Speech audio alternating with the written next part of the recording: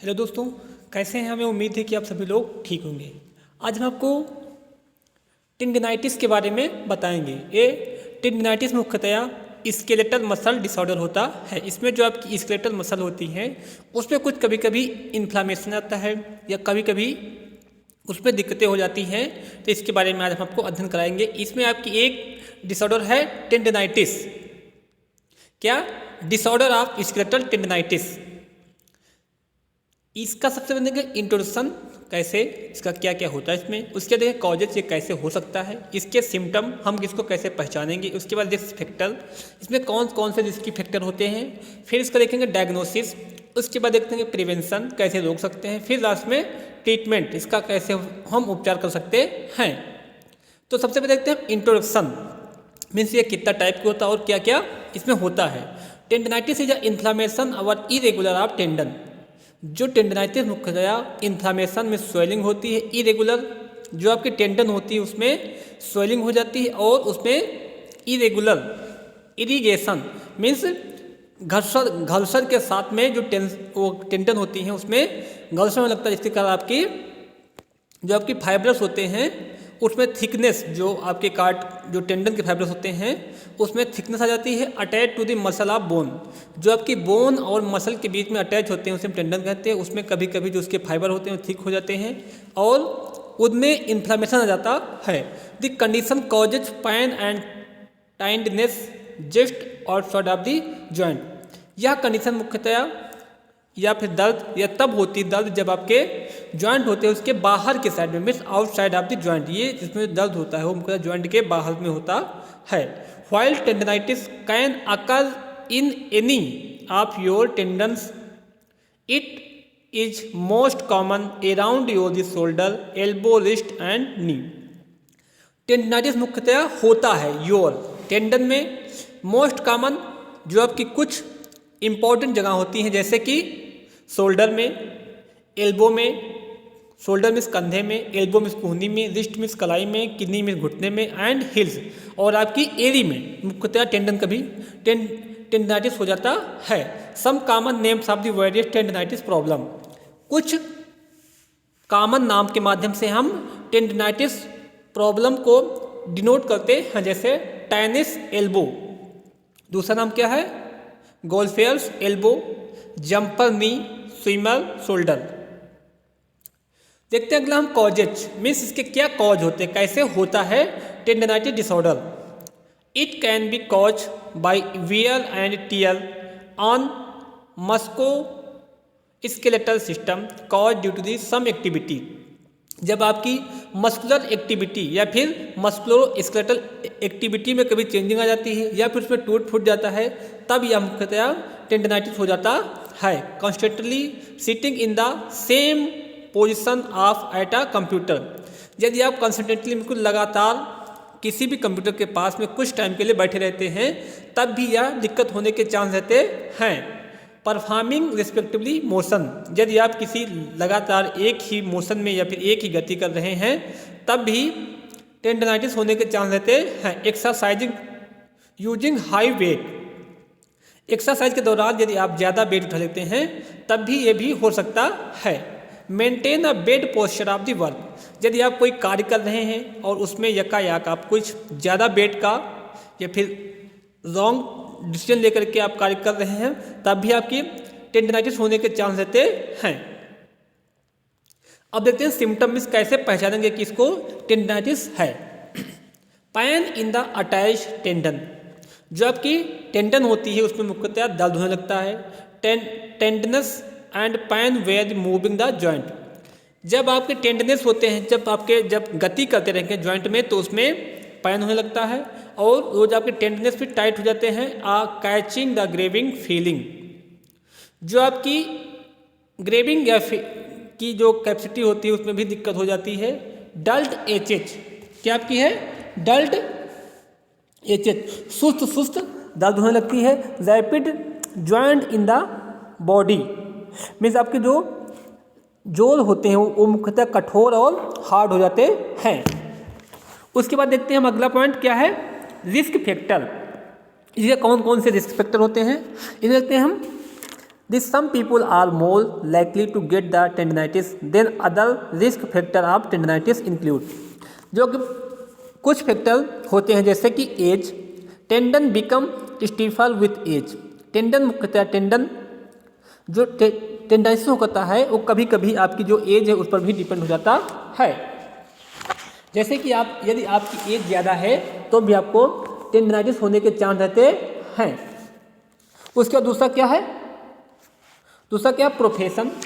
Profession means क्या होता है, आप जो मतलब कोई भी एक संस्था में कार्य कर रहे हैं और लगातार एक ही गति का कार्य कर रहे हैं तब भी आपको टेंडनाइटिस होने के चांस रहते हैं।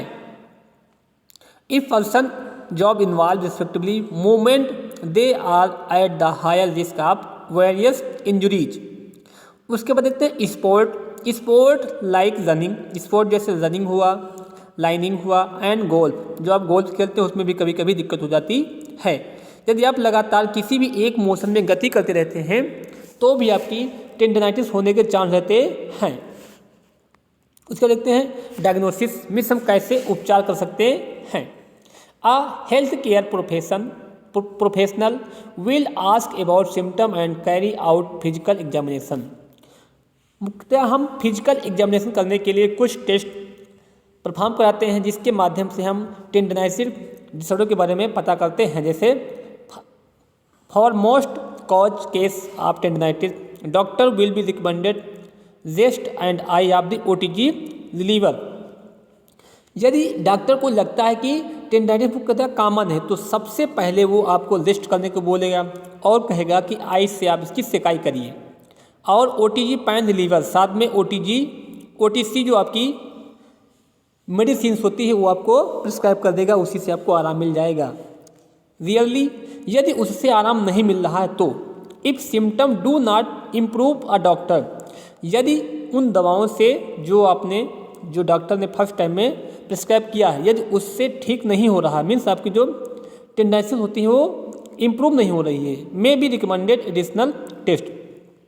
तब जो डॉक्टर होता है कुछ आवश्यक जांचें करता है जैसे एक्सरा बोल देगा जाके करा के लिए कहिए can show calcium deposit around.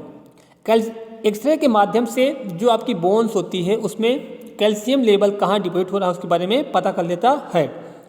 विच में कन्फर्म जो डायग्नोसिस अदर, यदि एक्सरे के माध्यम से भी कन्फर्म नहीं हो रहा है तो उस कंडीशन में आपको एमआरआई जांच करने के लिए भी बोल सकते।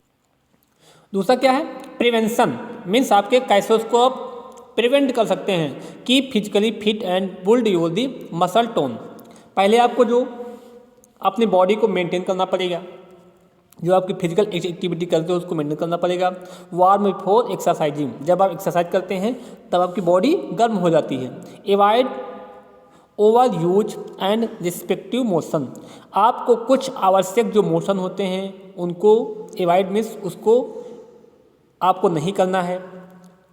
और कुछ जो ऐसे गतियाँ होती हैं जिसको आप करेंगे तो आपको टेंडनाइटिस होने के चांस हो जाते हैं, उसको भी आपको नहीं करना है। Use proper posture when the working at a desk at doing other task, यदि आपको पहले से ही शक लग रहा है कि हमें ये दिक्कत है तो आप अगले कार्य के लिए कोई भी डिसीजन ना लें।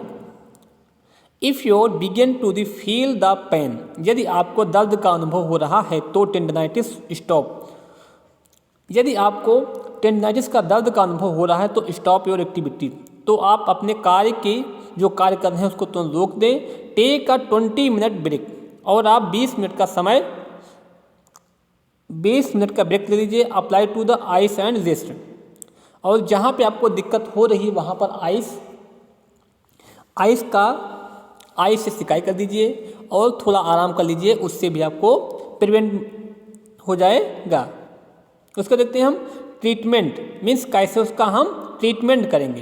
Treatment option for the tendinitis help reduce pain and inflammation in the tendon. Basic remedies include, मुख्यतः जो हम टेंडेंटिस को इन्फ्लामेशन कंट्रोल करने के लिए कुछ घरेलू उपचार भी कर सकते हैं, उससे भी कभी कभी आपका इन्फ्लामेशन जो होता है टेंडन का वो कंट्रोल हो जाता है। Resting the evaluating and tendon as the advise by the your doctor. आपको जो डॉक्टर एवाइड मिस जो बोलता है कि आप ये कार्य ना करें और बोलेगा कि आपको इस टाइम के लिए आराम कर लीजिए, डॉक्टर की पूरी एडवाइस को मानना चाहिए, तभी आप कंट्रोल हो सकते हैं। Apply heat and ice. अपना जो वहाँ पर जहाँ पे आपके टेंडाइटिस है वहाँ पर आप हीट से सिकाई करिए और थोड़ा आइस के माध्यम से भी सिकाई करना चाहिए। Talking the medication such as the acetaminophen. यदि आपको मेडिसिन देना है तो आप केवल एस्टामिनोफेन या आइबुप्रोफेन या फिर कुछ अदर ड्रग्स भी प्रिस्क्राइब कर सकते हैं जिससे आपको कंट्रोल हो जाए। दी सीवियर कंडीशन, यदि आपकी टेंडाइटिस की सीवियर मीन्स ज़्यादा जटिल समस्या है तो आपको क्या करना पड़ेगा, फिजिकल थेरेपी कराना पड़ेगा। Surgery to remove the inflammatory tissue, जब तब भी आपको फिजिकल थेरेपी से भी आराम नहीं मिल रहा है तब आपको जो इन्फ्लेमेटरी टिश्यू है उसको आप सर्जरी के माध्यम से रिमूव करा करके भी आपको इसको ठीक करा सकते हैं। फिर कार्टिकोस्टेरॉइड इंजेक्शन, उसके बाद लास्ट में आपको तब भी नहीं ठीक हो रहा तो आपको कार्टिकोस्टेरॉइड इंजेक्शन के माध्यम से भी उसको ठीक किया जा सकता है। Thank you for watching the videos.